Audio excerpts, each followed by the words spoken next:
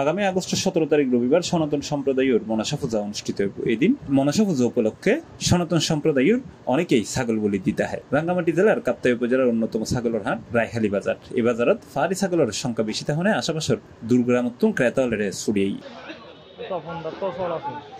ছোট বড় দেশি ফারি ফাটা ছাগল, হরিয়ানা ক্রস জাতের ছাগল ছাড়াও এই বাজারত ভেড়া ও হাঁসও বিক্রি হয়। বৃহস্পতিবার সকাল 7টায় রায়হালি বাজারত ছাগলের হাটত দেখা দেয় ক্রেতা বিক্রেতালের ভিড়। কোন জায়গা থেকে এসেছেন? রাঙ্গুনিয়া। এখানে মোটামুটি পাহাড়ি ছাগল তো বাজারে সেই জন্য আসছে আর কি। মোটামুটি দাম বেশিও না কম না, মোটামুটি ঠিক আছে।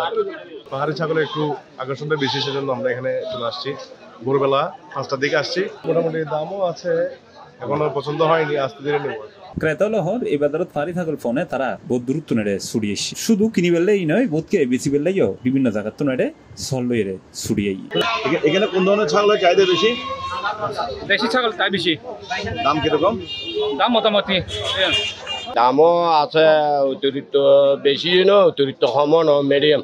ইজারাদারের দাবি এটা ছাগলের দাম তুলনামূলকভাবে ভালো, যে কারণে ক্রেতা বিক্রেতা ব্যাকুনেই খুশি। ইনশাআল্লাহ আমাদের বাজারে পাহাড়ি চাল বেশি, দামে কম, পালা ছাগল এখানে পাওয়া যায়।